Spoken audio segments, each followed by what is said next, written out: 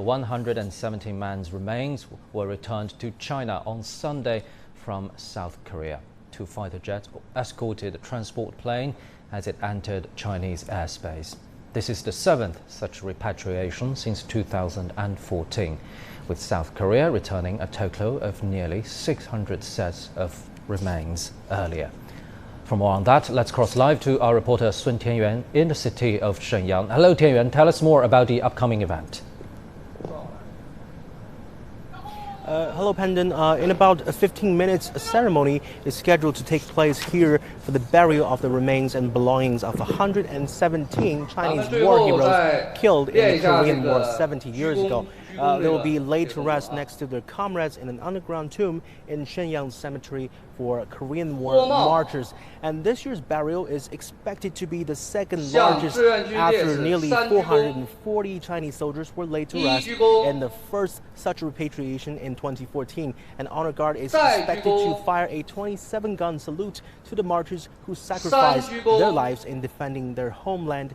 And unfortunately, we don't have access to film inside the crypt, but we're told that the honor guard will escort the caskets to their final resting place in solemn and dignified operation. And also to restore the remains safely, cemetery personnel will keep tabs on temperature and humidity regularly throughout the year to make sure their environment is suitable. It's the 7th such repatriation China has received from South Korea since 2014, when the transfer first began. The handover has been viewed by many as a gesture of goodwill by South Korea. Between 2014 and last year, nearly 600 Chinese soldiers were sent back from the foreign land where they gave their lives in battles alongside DPRK troops against South Korean and U.S.-led forces. Seoul has agreed to continue cooperating with Beijing to recover the remains of Chinese soldiers and finally return them to their home country. And this joint process is important as the two sides carry on the work of developing a healthy and stable relationship years after the war, even though they were enemies 70 years ago. Back to you, Pandong. Thank you very much. Our reporter Sun Tianyuan in the northeastern Chinese city of Shenyang. South Korea are repatriating the Chinese soldiers' remains as part of an agreement with China. Rory Cohen has more details. A solemn mission carried out by China's transport aircraft, the Y-20. 117 Chinese fallen heroes finally returned home, from South Korea's Incheon to northeast China's Shenyang International Airport. A ceremony to pay tribute to these soldiers was held at the airport. Chinese officials, including Vice Premier Sun Chunlan, attended the event. She delivered a speech saying China will never forget these heroes and their contributions. Some Korean War veterans and relatives of the soldiers were also present. The veterans saluted their old comrades in arms to pay their respects. The remains of these soldiers will be buried in a martyrs' park in the city that also houses remains of 599 other soldiers sent back from South Korea since 2014. This is the 7th such repatriation since Seoul and Beijing signed a handover agreement several years ago, and the latest transfer comes months after the 70th anniversary of the start of the Korean War. The repatriations are regarded as a symbolic gesture of friendship between China and South Korea. Seoul has agreed to continue cooperating with Beijing to finally return all Chinese soldiers killed in the Korean War so they can be laid to rest in their home country. Rory Cohn, CGTN. So the 7th batch of fallen Chinese volunteer soldiers returning from South Korea tops 100. On Saturday, the remains were prepared for repatriation to China, and a handover ceremony was held at Incheon International Airport in Seoul with officials from both sides. For more on that, let's cross live to our correspondent Shane Ham in Seoul. So Shane, the search efforts for those remains of Chinese soldiers have been going on for years in South Korea. Tell us more about that effort. Hi, Pandong. You know, I've had the opportunity over the years in covering these repatriations to actually see the bodies and the remains as they were prepared to be loaded into caskets and then thereafter sent back home to China. And the care and the caution that officials take here to preserve and respect really the remains is to the utmost caution. It's led by a team here at the Ministry of National Defense. But what's most interesting this time around is that of the 117 soldiers that are returning home this time, more than 100 were located in an area known as Arrowhead Ridge. It's a site of a fierce battle back during the Korean War, and a lot of soldiers on both sides perished at the time. But most recently, after an agreement, that was signed 2 years ago, in fact, between the leaders of the ROK and the DPRK, it allowed officials to go into this area within the demilitarized zone and exhume a number of bodies, including more than 100 Chinese soldiers. In addition to the fallen soldiers that are returning today, more than 1,300 personal items and artifacts will also be returned, thought to have been owned by Chinese soldiers. This repatriation this year was originally supposed to go ahead back in the spring, back in March or April, but was delayed because of the coronavirus pandemic. And this goes to show just the cooperation that Seoul and Beijing have achieved ever since diplomatic ties were first forged back in the early 1990s, but a far step from the Korean War, of course. The past 7 decades, a lot has happened between Seoul and Beijing. In fact, the first vice foreign minister of the South Korea was on hand for that ceremony yesterday, saying that he hopes to continue to build Seoul and Beijing developing ties, as well as hoping for China's cooperation in the Korean Peninsula peace process, which is President Moon Jae-in's foremost initiative in DPRK policy. Thank you very much, our correspondent Sheng Han in Seoul. China has also made great efforts to help identify the Chinese soldiers killed in the Korean War. In the past few years, the country has set up a DNA database at the Cemetery of Korean War Martyrs in Shenyang city, capital of Liaoning province. A technological breakthrough by a team from the PLA Academy of Military Medical Sciences enabled the database to identify 6 members of the Chinese People's Volunteers. They're among the 599 soldiers whose remains have been sent back from South Korea earlier and reburied in the Shenyang cemetery since 2014. In April 2019, the Ministry of Veterans Affairs launched an online campaign to find the unidentified heroes based on 24 personal seals found among more than 1,000 items belonging to the deceased soldiers. So let's trace back history a bit. It was 1950, a year after the founding of the People's Republic of China, when US-led forces pushed the Korean War right to China's border. Hundreds of thousands of young people in China joined the war to defend their homeland. Sun Tianyuan speaks to 2 Korean War veterans in Shenyang to learn more about what happened 70 years ago. In 1950, 17-year-old Sun Deshan, like many young people his age, volunteered to join the Korean War. The U.S. was like a flame. It burned the DPRK first, and next would be China. As a neighbor, China must put out the fire. If not, China would be next. We fought to defend our nation and homeland. A man without a country is like a child without a home. Many new recruits, including Jin Donghui, were sent to the foreign battlefield after just a month of training. Facing the rookies, some of history's fiercest battles and an experience they'd remember for the rest of their lives.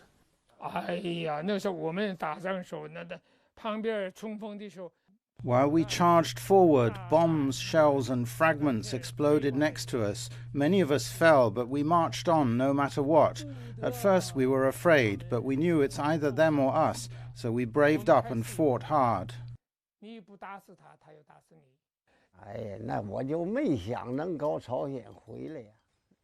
I never thought I would made it through the war. I took a hit here, in my hand, my head. I thought I would die there. I was lucky to be back. China's Ministry of Civil Affairs says nearly 200,000 martyrs died on the Korean Peninsula. A Chinese force known as the Iron 7th Company was down to just 7 men after several tough fights.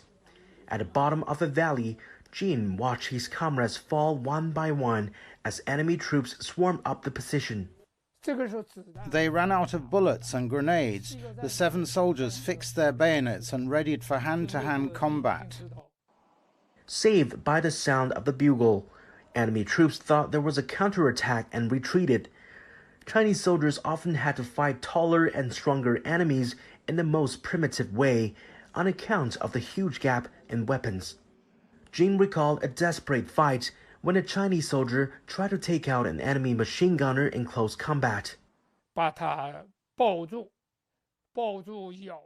He grappled the man and bit him on the face and hands. Then the two rolled down and fell from the cliff. Both were killed.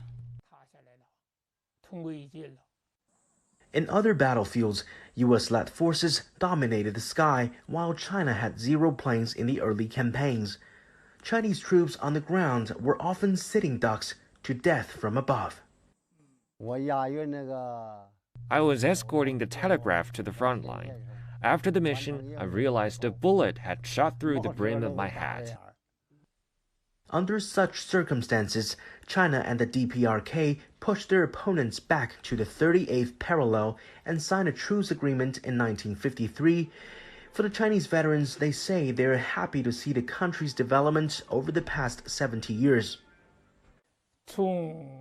Chinese people stood on their feet in Chairman Mao's time. Their lives flourished in Deng Xiaoping's period.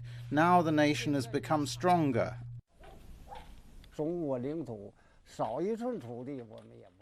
Every inch counts in national sovereignty. When there is an invasion, we'll fight till the end. Our army isn't like the one before. Now, for more insight into this, we're joined in the studio by Associate Professor Xia Lu from Renmin University of China and Mr. Einar Tangen, an independent current affairs commentator. So, gentlemen, let's follow up on stories told by the veterans a little bit more. Many experts in China are saying that the war against the U.S. aggression and aid Korea was all about very existence of the newly founded People's Republic of China. Do you think so, Mr. Xia? Yes, but besides this, there are 2 other points. The first one, of course, is China's own national security, because China was only founded less than 1 year back then in 1950. And then the second is Chinese government's commitment and obligation to the international communist movement, because back then China was one of the members of the Eastern Bloc. So it has to do something to protect this kind of a socialist camp in order to protect the entire interest. Yes. And Mr. Tangen, as we just mentioned back then, the US-led forces were pushing the war to Chinese borders, and Chinese border cities were bombed by Western planes back then. What was the geopolitical calculation by the United States? Well, you have to remember why they were going in. It wasn't just China, it was actually the Soviet Union. I mean, General MacArthur had this grand vision that he was going to roll through Japan, Korea, China, on his way to Moscow. And in essence, tried to establish a U.S. military hegemony, stamp out communism. So under those circumstances, that had a lot of implications, because that's why Japan was not subjugated the way that other areas were, and they, in essence, allowed the government to continue, and a lot of the situations with war criminals were not exactly clear. A lot of people were let go. So the idea was that China was too weak. New nation, year-old, they completely underestimated China's resolve, and also the red line of the Yalu River. I mean, China had sent very clear signals that any crossing of that would do it. But for military advantage, they thought that they could outflank the North Koreans by going across, and obviously that was a huge mistake that resulted in a lot of deaths.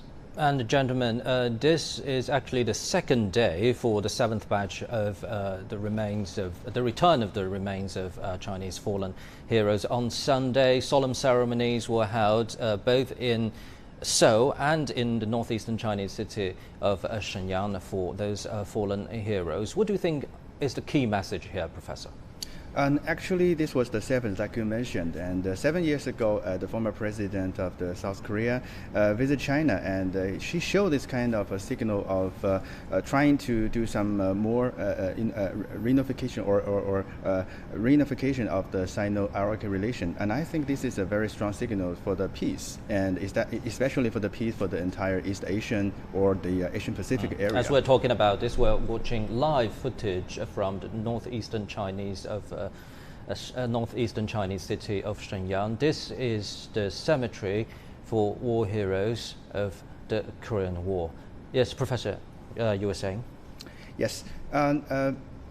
7 years ago, when the former President Ms. Park visited China, and she actually showed the signal of trying to do a reunification or try to improve the Sino and the ROK relation, because she also wanted to make a peace in this Northeast Asian area, especially in the Korean Peninsula. So you're saying that the disagreement between China and South Korea on the return of the remains is also a sign of diplomatic trust between the two sides, because let's remember, 70 years ago, the two countries were enemies on the battlefield.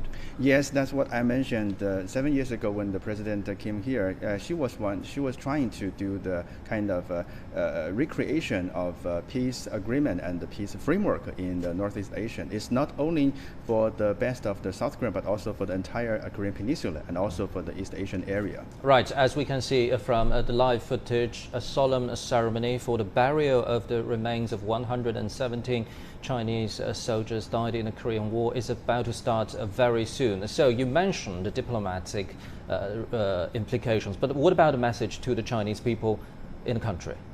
And Chinese people and Chinese government have never forgotten this war, although we all know that this war might be forgotten in the U.S., but it's not the case in China. So Chinese people or Chinese government wants to show the signal or show the message to the people that Chinese government, Chinese authority never forgot every single person that fought for the country, fought for the integrity and the national unification and the dignity of the Chinese nation. So it's a kind of a stimulation and inspiration for the further development of China, yes. Right, and you're watching live footage from the northeastern Chinese city of Shenyang. This is the burial ceremony for the Chinese soldiers died in the Korean War, and this year marks the 70th anniversary of the war to resist the U.S. aggression and aid Korea. As we can see, guards are entering the site and the ceremony is about to start very soon. 117 fallen heroes from that war, their remains are returning to China from South Korea.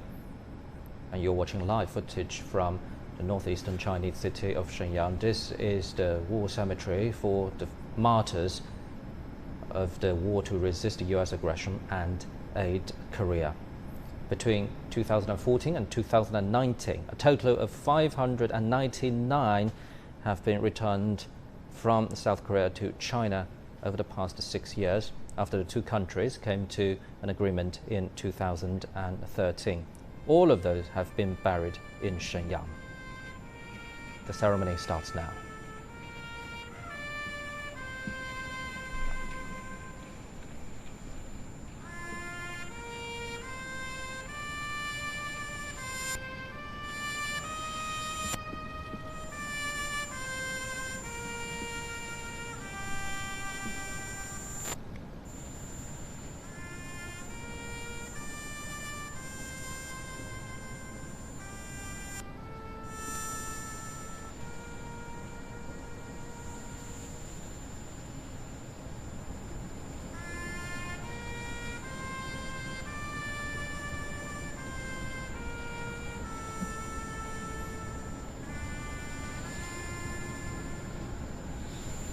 You're watching live footage from the northeastern Chinese city of Shenyang. This is a burial ceremony for the Chinese soldiers killed in the Korean War.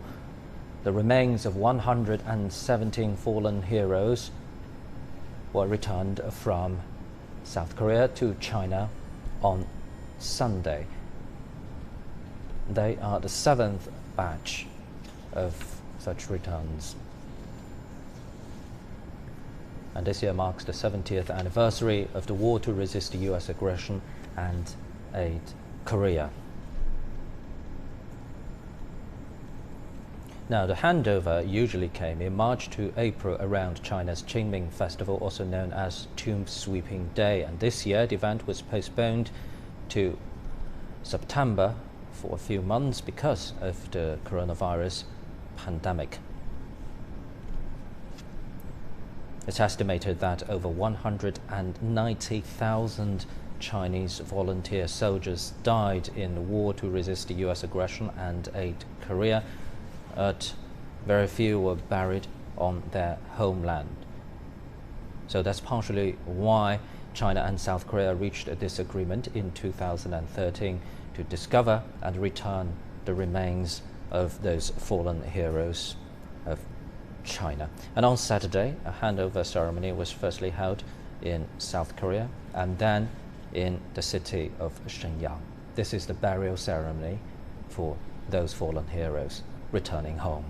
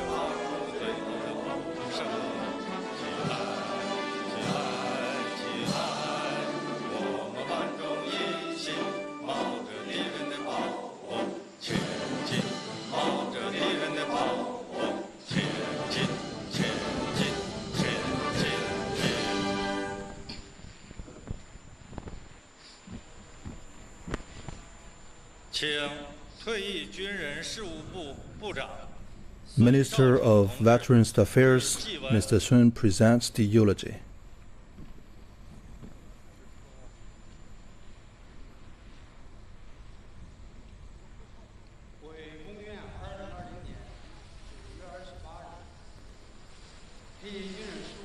On September the 28th, 2020,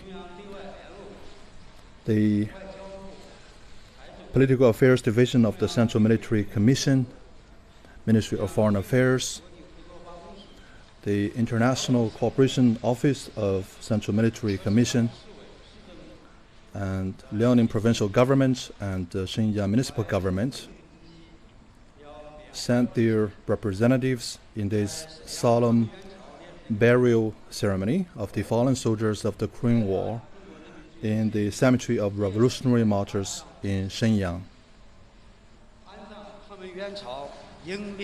We are here to solemnly bury the fallen soldiers. 70 years ago, invaders from more than 10 countries invaded North Korea. Chinese men and women in uniform marched across the Yalu River and arrived at the Korean Peninsula.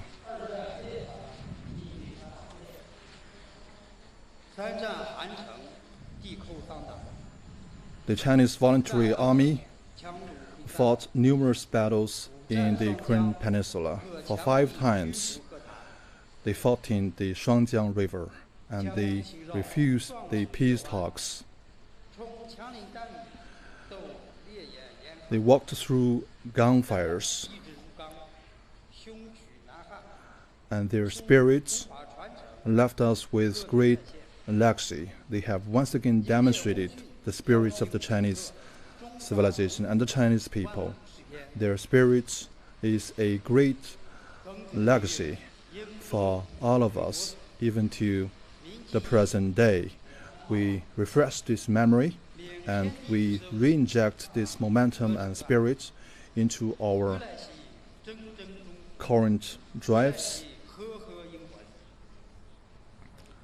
Now their spirits can rest in peace as this motherland is enjoying peace and stability and prosperity.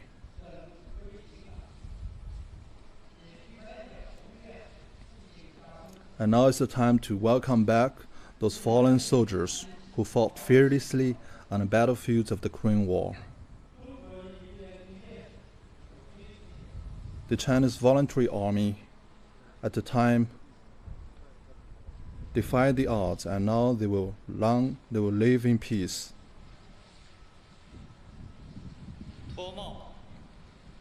Now take off your hats.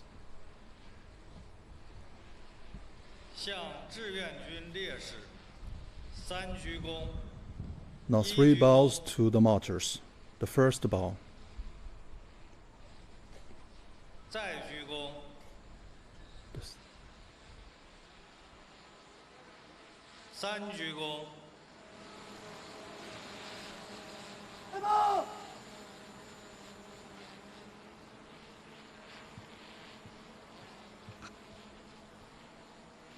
鸣枪向志愿军烈士致敬。鸣枪致敬。枪。对。放。放。放。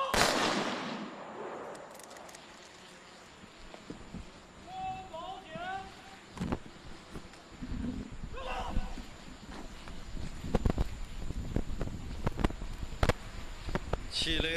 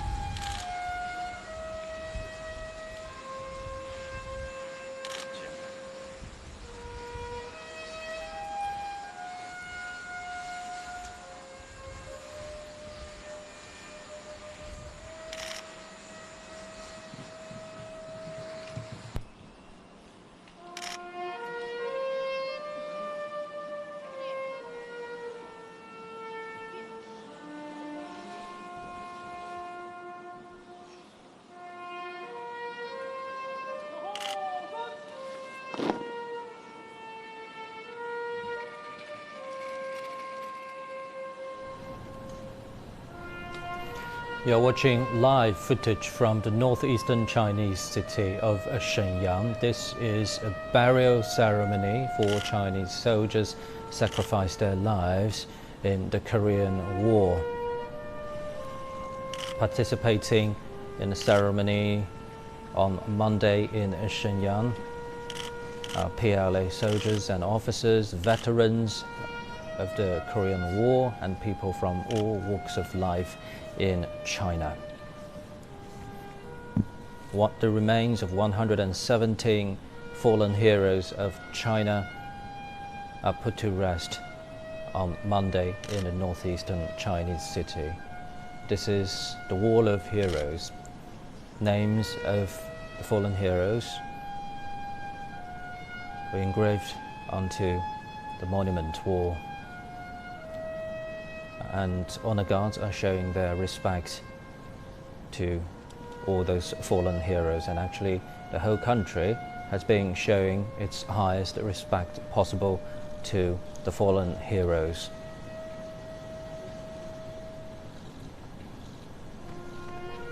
And this year marks the 70th anniversary of the war to resist the U.S. aggression and aid Korea.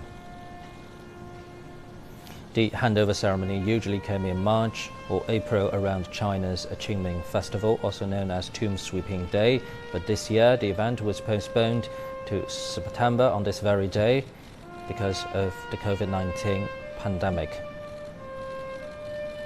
But those fallen heroes are finally about to rest on the homeland. Now, people from all walks of life and veterans are paying their respect to the fallen heroes.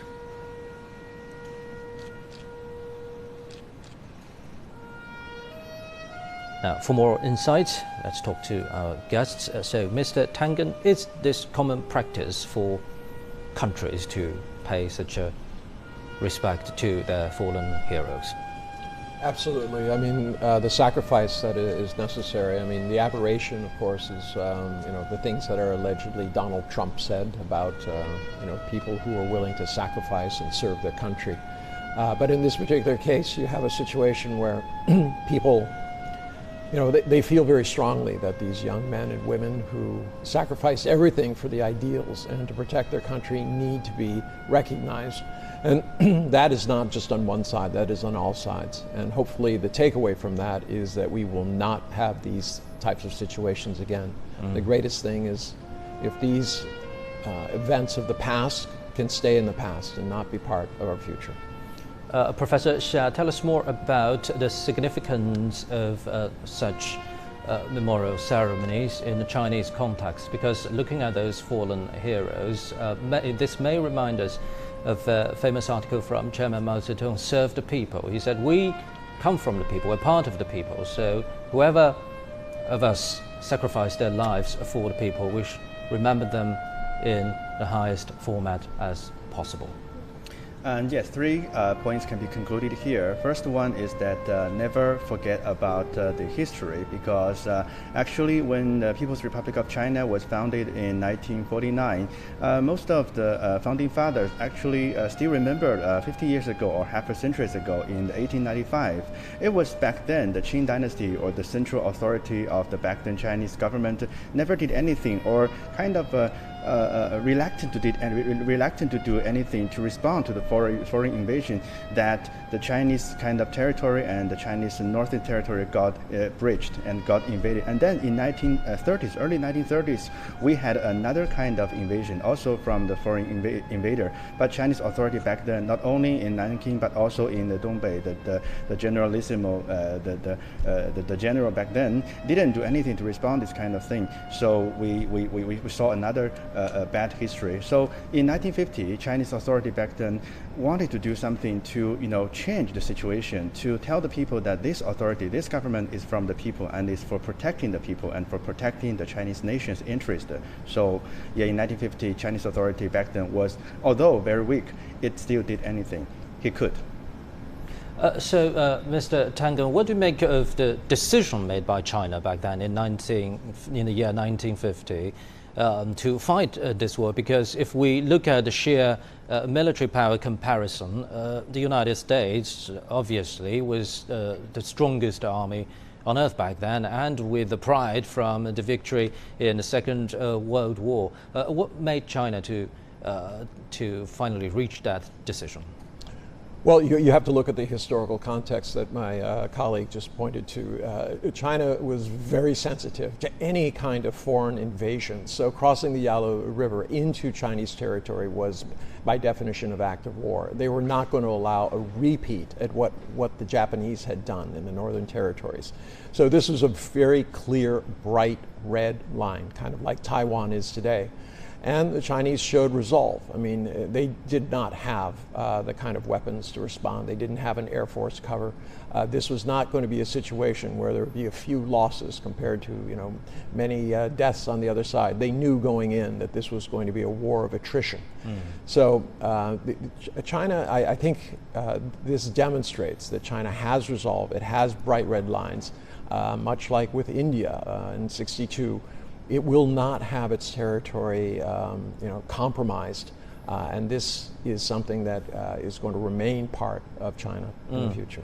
And from the speech made by the head of the Ministry of Veteran Affairs of China just at a ceremony, he mentioned this spirit of the Chinese heroes on the in the Korean War. What do you make of this spirit, and why it's so still relevant to today's China and its people? Chinese government highlight the contribution of heroes because we see the history. Heroes is important, and heroes kind of make a significant change in historical change. So nowadays we may have a peaceful time, but we still need to remember that the heroes, especially the war heroes, actually done a lot to maintain the stability and maintain the national integrity and national interest of China. So maybe in Chinese kind of peacetime situation, in the public education, in the public, let's say, publicity, we still need to highlight the spirit of contribution from the heroes, and that's what I take from the minister's speech. Yeah. And if we take a look at the lessons learned from the Korean War, had Germany once unilateralism, one-sided bullying from a stronger country, do you think those are real threats nowadays as well, Mr. Tangen? Obviously, I mean, you know, we can't beat about the bush. Exactly what is happening in the U.S. is kind of one-sided push towards, in essence, dictating to the rest of the world what kind of political and economic system shall be preeminent. This does not work. It did not work in South Korea. It did not work in Vietnam. So, I mean, I'm in the Korea, not South Korea, but Vietnam. And it's not working in any of the other countries in the Middle East that were invaded. At some point, there has to be a historical, you know, you have to learn from history that you can't impose your will on a sovereign state. In essence, no matter how difficult it is, the people of that state have to come to terms with their future and how they want to deal with it. And as we're talking about this, people from all walks of life, along with veterans of Korean War, are paying their respects to the monument for the fallen heroes, fallen Chinese heroes in the Korean War. Also, PLA soldiers and officers are paying their respect. So, Mr. Xia, let's continue talking about the geopolitical implication of that war. Do you think the region, the Northeast Asia region, is still somehow dealing with the consequences of that war? Yes, and like Mr. Tangen just mentioned, we need to go back to the history to look at what was the real reason or what was the real factors that kind of influenced the Chinese stability in the nearly 200 years. We see from early 19th century and we see from late 19th century and early 20th century, the northeastern area, or we can say especially the peninsula of Korea, Korean peninsula, actually was the, I would like to say, the barrel for any kind of instability, because it was surrounded by great powers, and great powers, never ceased to, expand its influence upon other kind of neighbor countries. So I would like to say that the Korean Peninsula was one of the unstable situation, one of the unstable, let's say, factors will influence the world peace and the entire the Pacific Asian peace. So the Chinese government, Chinese authority, trying to deliver some kind of message that the Chinese government and Chinese authority is ready for any kind of challenge, but it never ceased to start a war, but it's well prepared, not only for the government but also for the people in terms of the spirit of resolve and also the ready to contribute for the country. Yes.